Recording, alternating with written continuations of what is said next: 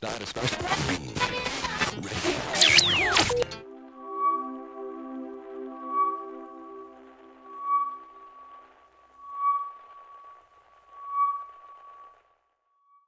Go ahead and introduce yourself and let us know what you do. Okay. Yeah, my name's Otto, and I work for a company called Audrey Capital, which is Matt Mullenweg's investment and research firm. And I do random things. I work on WordPress.org, I work on the core, and I work on random websites like Browse Happy and what else? We also made a jazz quotes site, jazzquotes.com, and various things like that. I know Browse Happy. That's where it recommends that you avoid IE. Right, yes, IE bad. IE9 is actually great. We like IE9. We do not like IE6. Okay, so what can people do? Can you talk about that? Like looking at browsers, I mean, is it hard or easy to move to things like Chrome or Firefox these days? Chrome is actually really easy to install. You just install it and go, and it keeps itself up to date, which is beautiful. And it just makes everything tend to work better. And also with new HTML5 support, that's really nice to have. We're going to do a lot more of that in the future with the responsive admin and things like that. Great. Well, and that's what I was going to ask them. So regarding CSS and HTML, where is WordPress right now on the front end and the back end with that? Well, the front end is, like as always, on focused on the theme. So if your theme does HTML5, and a lot of themes are now, 2011 is all HTML5. The back end is starting to get there. We're implementing some things like the new media upload feature is going to be using a package called PL Upload, which defaults, I think, to an HTML5 based uploader, and it's very cool. It does the drag and drop stuff, very nice. Awesome. So can you talk about some of the tools that you use on a daily basis to develop with? Sure. Mostly, I mean, like Nason, I just use a text editor. I don't really use any kind of integrated development environment. I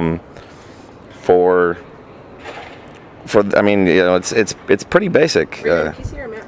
I use PC. I do not like Macs. Okay. I'm one of the few WordPress developers not using Macs. Okay, because I know, like, I use EditPad Pro. I actually use TextPad on PC, which is a really great little text editor I bought years and years ago. Okay. So what about for revision control? What are your thoughts on that? Mark likes to expound on Git. I don't understand Git and don't like it, so I use SVN for all of my stuff. It just makes things simpler. So your bio on Twitter says, sometimes I make beer. That's true. I homebrew. I'm currently working on an IPA and a wheat. And started making beer a few years ago, and my mom got me a little beer kit, Mr. Beer Kit. And, love it. It's a heck of a lot of fun. So with development, did that hobby ever sort of help tie into you learning new tools so that you could, I mean, that was one of the first experiences I had.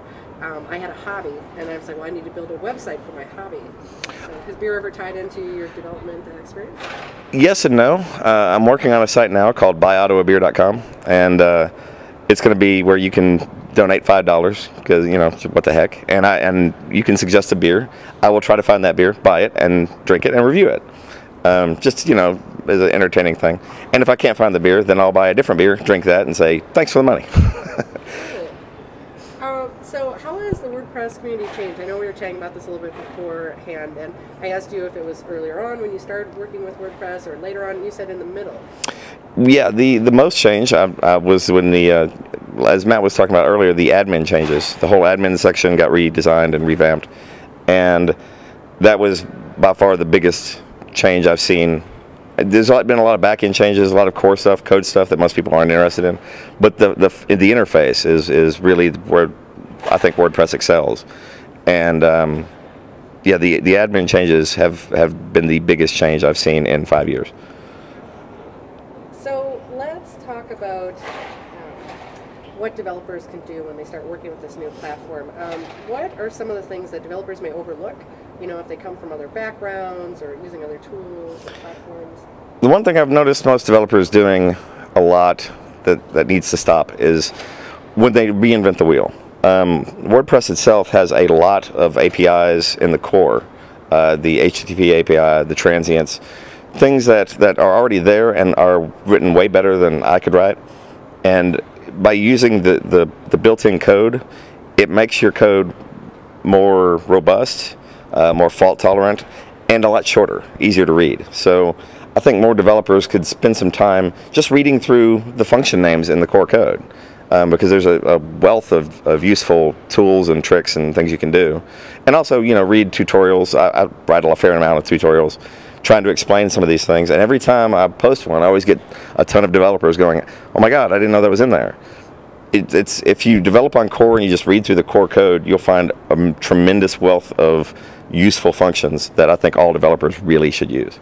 What are some opportunities for developers to participate in making WordPress better besides, doing direct work for clients? Like, everybody talks about, oh, I committed to the core, that's so amazing and so exciting. But what else is there for a developer?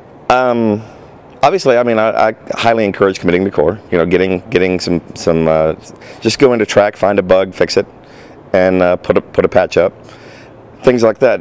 The best way to learn is to do. And if you are creating patches, and there's a bit of a learning curve to figuring out how to make a patch, how to submit to track, but it's not that hard. Anybody can do it. It's haven't you even done it from a phone?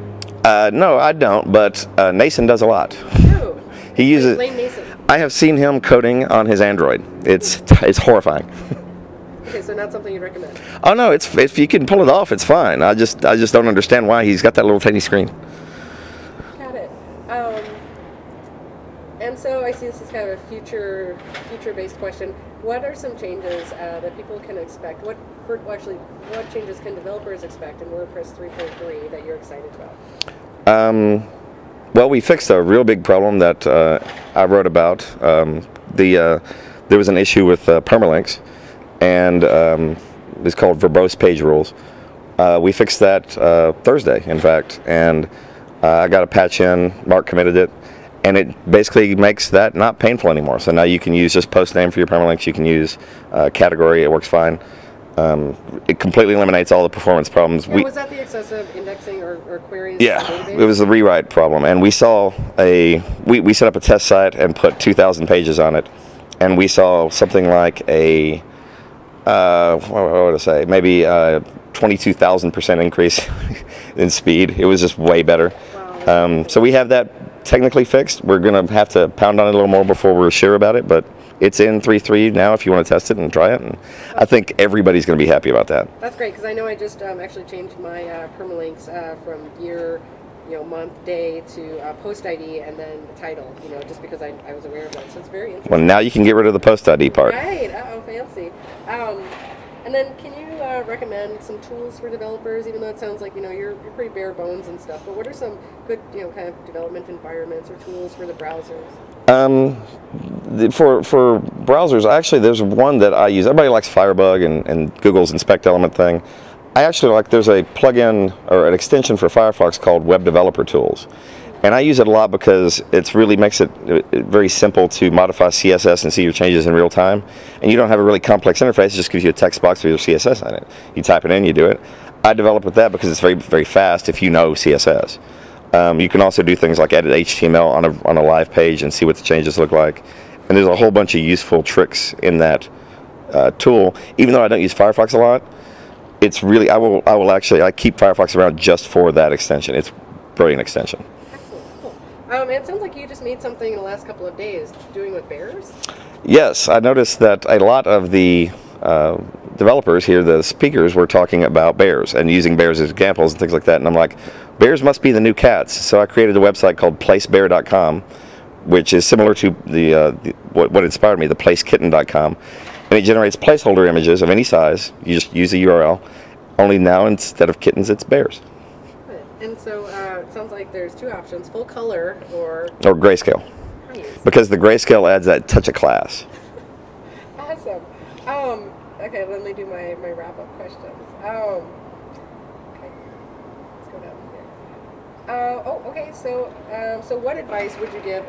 Is there anyone who maybe is not fit to be a developer? Is there a way for someone to tell if this is the route they should go, or how did you make that decision that you wanted to be part of this community? I just sort of fell into it, really. I just was setting up a blog and found WordPress, and there you go. But I've been a coder pretty much my whole life. I started coding when I was 7 on a Commodore 64. So I've been a professional developer for 12 years now, since college. And for me, that's just the only thing I've ever done, other than making beer. It's the only thing I'm good at. So whether you're fit to code or not is really a personal thing. It's a question of whether you like coding. If you don't like coding, there's still plenty of things you can do. We are always in need of more people to help document, people to design things interface-wise. Even pictures, images. I suck at design. I write code. But a lot of people are really good at design, and we need more of those. Design is one place we're ultimately lacking in a lot of respects. So would you say that feeling appreciated drives you on to create and make better code? You had shared a story about not realizing that people were using your site as a resource until you turned on your analytics. And now at conferences as well, people would come up to you and say, Otto, you changed my life. Can you talk a little bit about that? Like, does that drive you? Does that help? Yeah, it's definitely interesting. I didn't intend to become well known, but apparently I am. So I think it's great to see that I've been able to create something or contribute to something that really helps people, and that's a really good feeling, and I love that. And that's honestly why I do it in the first place. And where can people find you online? I'm at ottopress.com, or you can go to my personal site at autodestruct.com. Okay, thanks so much. Thank you.